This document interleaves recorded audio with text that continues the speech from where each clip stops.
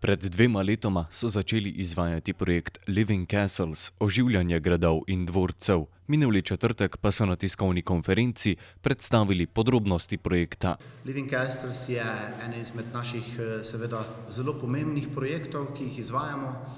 V tem projektu smo mi projektni partner, vendar bi rad omenil, da smo zelo aktivno sodelovali pri pisanju samega projekta oziroma smo v večjega meri mi pisali.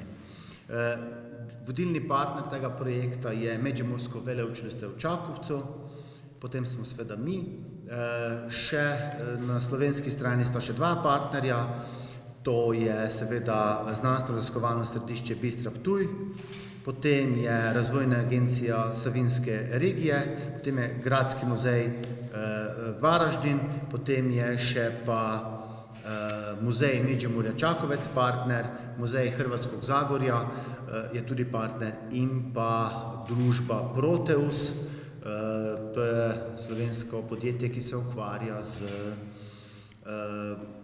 prodajo in promocijo turističnih paketov.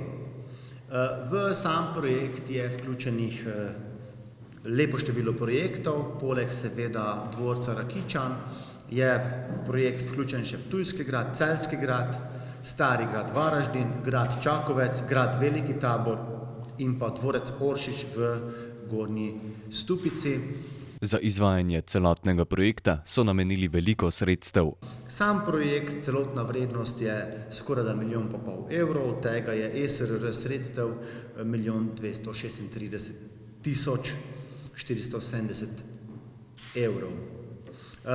Drugače, vrednost ESRR sredstev dvorca Rakičan, ris dvorca Rakičan v samem projektu je 261.000 evrov, 261.213 evrov.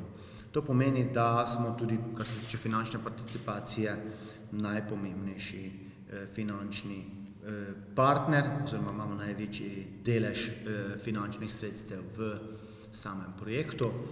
Tega projekta oziroma investicij iz tega projekta je dvorana, v kateri smo sedaj. To je prenovljena dvorana, prečudovita dvorana, v kateri smo izvedli investicijo, kompletno vse na novo urejeno, od štukaturnega stropa, ki je na novo urejen, se pravi celotna kopija štukaturnega stropa, vse stene, vsi ometi, parketi, okna, skratka, vse, kar tu vidite, je na novo obnovljeno, tudi kompletno gretje, hlajenje in tako naprej. In samo investicija, skupaj s stoli, ostalo opremo, investicija je bila v to dvorano med 140 in 150 tisoč evrov, se je vse obnovilo, da je v takšnem stanju, kot smo sedaj, ker so seveda tu res bili zahtevni projekti zaradi tega, ker so spomeniško varstvo je zahtevalo svoje pogoje, katere smo seveda morali izpolniti. Smo pa zelo ponosni na to dvorano. Z galerijo Murska Sobota je na pobudo župana mestne občine dogovorjeno, da bomo v zgodnjem jesenskem času prenesli slike iz depoja, iz galerije. Mislim, da je bilo govora o gospodu Mesariču, tudi njegovih delih, in bodo potem tu razstavljene, stalna razstava bo tudi v tej dvorani in še dodatno obogatile izgled te prečudovite dvorane. To se pa pričakuje nekje v zgodnjem jesenskem času, da bi še to izvedli.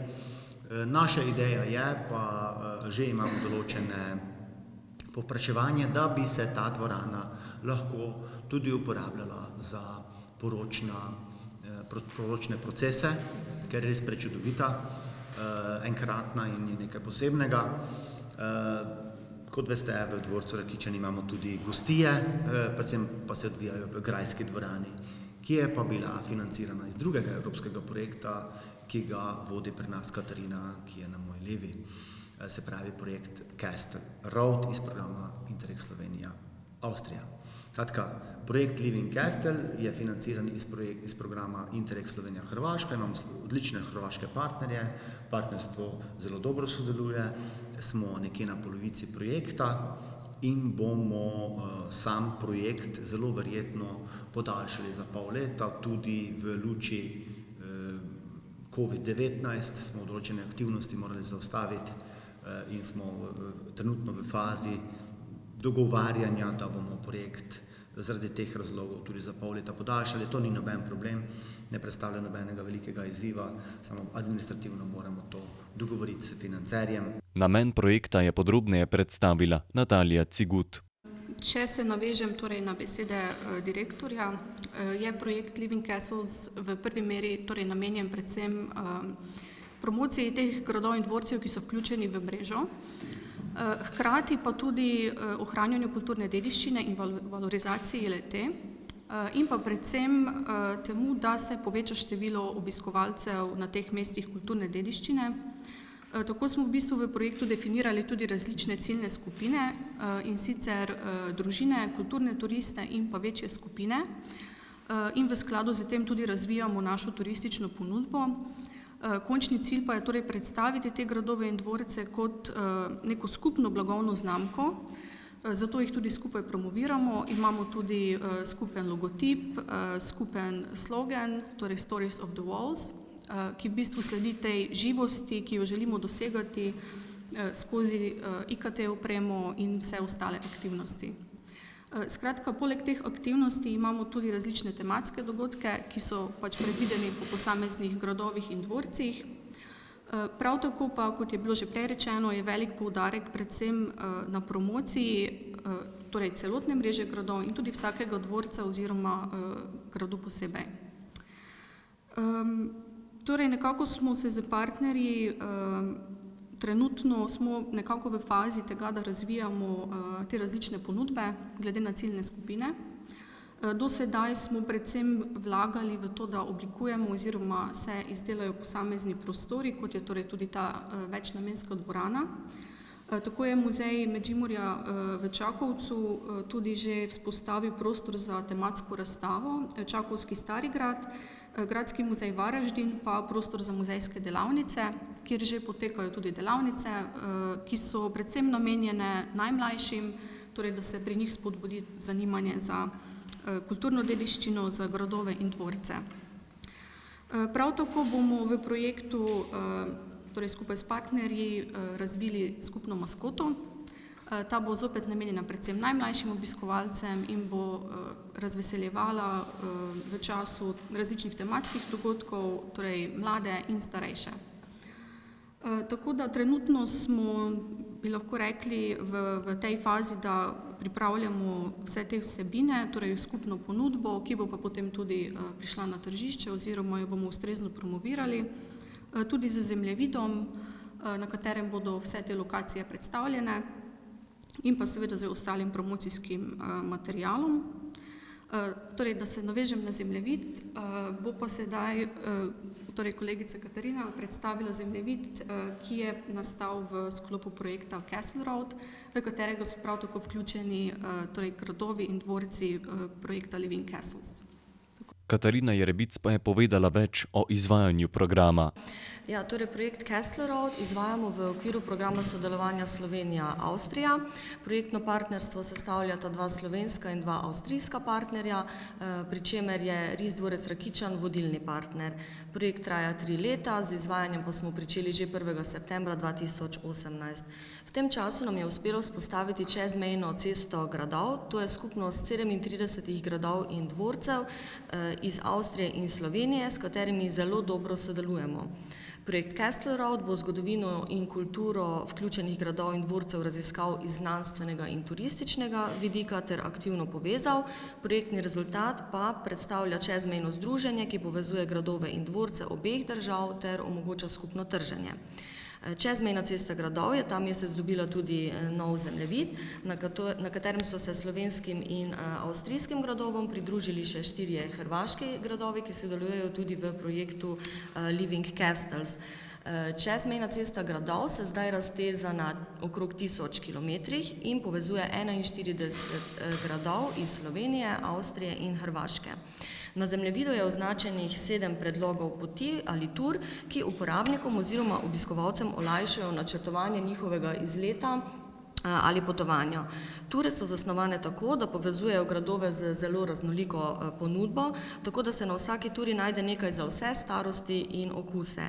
Ponudba gradov sega vse od muzejskih in umetniških zbirk, potem do interaktivnih vodenj in delavnic za otroke, jahanja konjev, vožnje s kočijo, odlične kulinarike, različnih prireditev na prostem, zelenih parkov in površin za športne aktivnosti in sprostitev, živalskih vrtov, izposoje koles za odkrivanje okolice, ponudbe nočitev v grajskih sobah in mnogo več.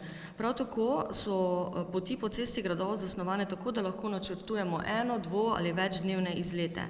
Če se recimo odločimo za enodnevni izlet, lahko obiščemo štajerske gradove, Ptuj, Ormož, Velika Nedelja in Slovenska Bistrica. Za dvodnevni izlet pa je primerna tura po pomurskih gradovih, Rakičan, Murska Sobota, Grad, Negova in Lendava, pri čemer dvorec Rakičan in Grad na Goričkem nudita tudi nočitvene kapacitete. Avstrijske ture pa so recimo primerne tudi za večdnevne izlete. Seveda je vse odvisno od tega, kaj si želimo videti in koliko časa imamo na voljo. Zagotovo pa se bo na vsaki turi našlo nekaj za vsakogar. Gre namreč tudi za edinstveno priložnost, ko gradovi odprejo svoja vrata za obiskovalce in jim omogočijo, da spoznajo grajsko življenje in začutijo pridih preteklosti. Seveda pa nam je tudi v veliko čast, da smo se v okviru tega projekta znašli v tako imenitni družbi gradov, kot so grad Herberstein, Rigersburg, Güssing, Obermeierhofen, Rothenburg in drugi. Digitalna verzija zemljevida je na voljo na spletni strani Risdvorca Rakičan, kot tudi na spletni strani schlösserstraße.com. Brezplačna tiskana verzija zemljevida pa je na voljo pri vseh sodelujočih gradovih in dvorcih v večini ticov v Pomurju. Za projektne partnerje in sodelujoče gradove bo to leto precej pestro in delovno, saj pravkar pripravljamo tudi zgodovinsko revijo, v kateri bo opisana skupna zgodovina vseh sodelujočih dvorcev in gradov, kot tudi zgodovina vsakega posameznega gradu z zanimivimi zgodbami. Pripravljamo pa tudi različne pakete kulturne in družinske ponudbe, tako da bodo obiskovalci imeli še več možnosti in priložnosti za odkrivanje in spoznavanje kulturne dediščine čezmejnega območja Slovenije in Avstrije.